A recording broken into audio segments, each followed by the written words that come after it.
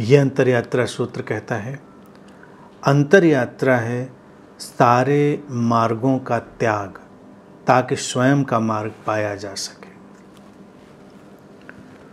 आमतौर से जो खोजी है, सीकर है, जब अंतरयात्रा की सूचना सुनता है और उसको पता चलता है कि कुछ ऐसा है जो अंतर जगत में खोजा जा सकता है, कुछ सत्य, कुछ अर्थ, कुछ ऐसी चीज़ें हैं जिनको हमें जानना है और वो जीवन को मूल्यवान बनाएंगी, अर्थवान बनाएंगी, तो जो प्रचलित मान्यता है मार्ग की तलाश, वो मार्ग की तलाश करता है। और अध्यात्म में अगर जाएं पीछे तो तमाम मार्गों का वर्णन भी मिलेगा कि योग मार्ग है, ये तंत्र मार्ग है, ये ध्यान मार्ग है, ज्ञान मार्ग है, भक्ति मार्ग है, बहुत सारे मार्ग।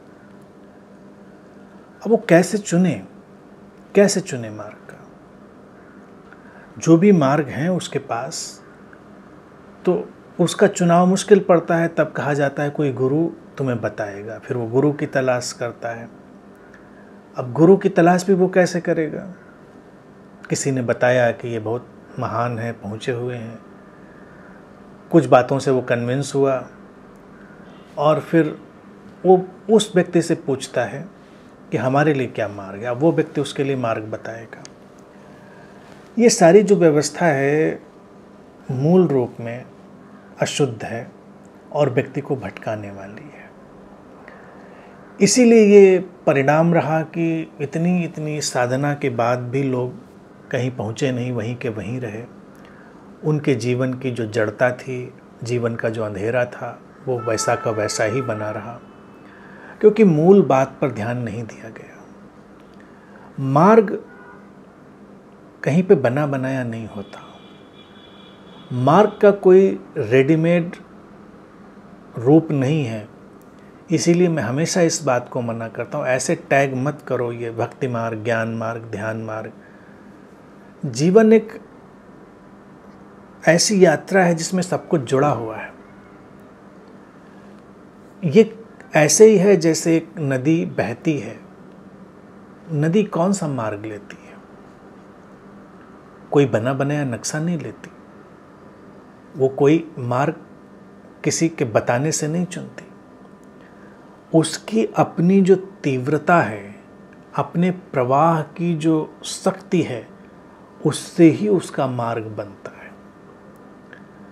तो व्यक्ति के भीतर क्या खोज की शक्ति है, क्या वो तीव्रता, वो त्वरा है, वो इंटेंसिटी है, उसके प्यास की वो प्रखरता है क्या? अगर है तो मार्ग बनेगा। मार्ग चलने से बनता है, बना बनाया नहीं होता। इसीलिए सूत्र कहता है कि सारे मार्गों को त्याग देना, यानी कि वो किसी भी बने बनाए मार्ग पे नहीं जाना चाहता। रेडीमेड मार्ग उसके लिए नहीं है। बाहर से कोई बता नहीं सकता कि तुम इस मार्ग पर चलो, उस मार्ग पर चलो।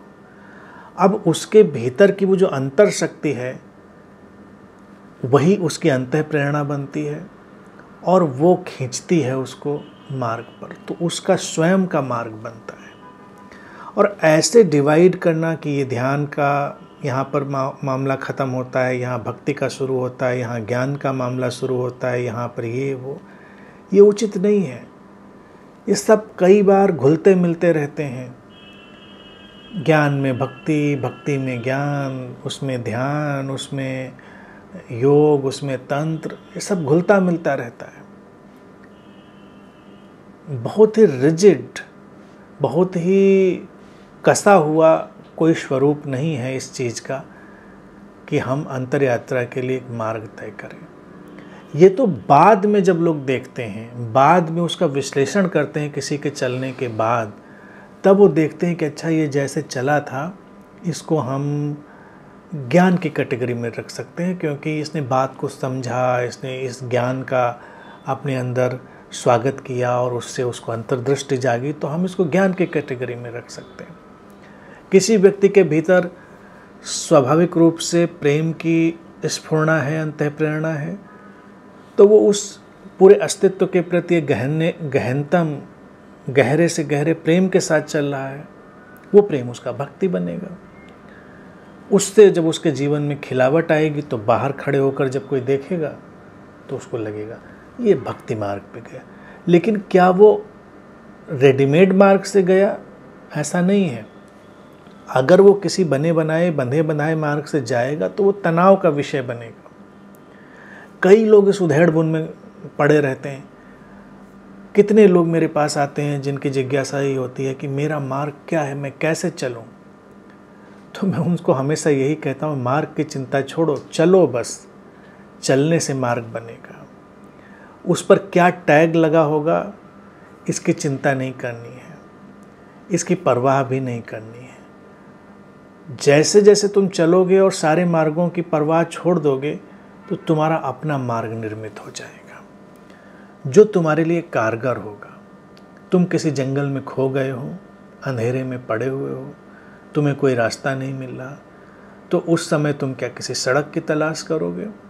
तुम कोई रास्ता ढूंढने के लिए किताब तलाश करोगे जो तुमको बताए कि रास्ता कहाँ पर है, कैसे है? जब तुम्हें कुछ भी रास्ता नहीं मिल रहा है तो तुम उस अंधेरे में, उस घने जंगल में बस चलना शुरू करते हो। किधर भी झाड़ियाँ हैं, पेड़ हैं, कांटे हैं, मुश्किल है, कोई रास्ता दिखता नहीं, लेकिन तुम चलते हो धीरे धीरे। तुम्हारे चलने से सब धीरे धीरे व्यवस्थित होता है। तुम्हारे लिए एक छोटी पगडंडी ही सही लेकिन निर्मित होती है, और फिर चलते चलते ही तुमको दिखने लगता है कि किधर जाना है, कैसे जाना है, क्या करना है, वो स्पष्ट होता रहता है। लेकिन अगर तुम बैठकर केवल मार्गों के बारे में ही सोचते रहो तो तुम कभी चलोगे नहीं, तुम्हारा मार्ग बनेगा नहीं और तुम कभी जंगल से बाहर नहीं आओगे। जीवन के जंगल में भी हम ऐसे घिरे हुए हैं। यहाँ मार्गों की चर्चा होती है, अच्छी है, उनका विश्लेषण सुंदर है, उसको समझना चाहिए। बस उतना ही उनका उपयोग है कि हम देख सकें कि हाँ ऐसा होता है। लेकिन अंतिम रूप से जब तुम्हारी गति होगी तो वो तुम्हारी अंतर शक्ति और अंतः प्रेरणा से होगी।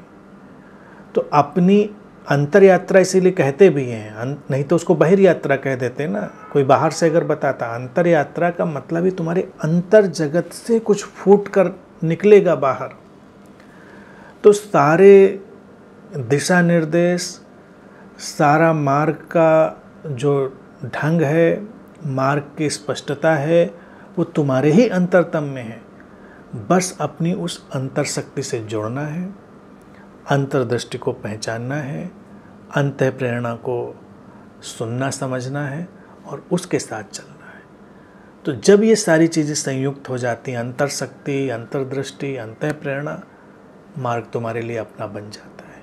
तब तुम किसी मार्ग की चिंता नहीं करते। इस मार्ग को क्या कहते हैं तुम इसकी भी चिंता नहीं करते। जो भी है बस तुम्हारे चलने का काम हो रहा है, तुम पहुंच रहे हो स्वयं तक, इतना पर्याप्त है। तो मार्गों के नाम, मार्गों की व्यवस्था, मार्गों के बाहरी आयोजन, उनका त्याग कर देता है अंतर्यात्री, और तब उसका स्वयं का मार्ग इस तरह प्रकट होकर उसको उसके गंतव्य तक ले जाता है।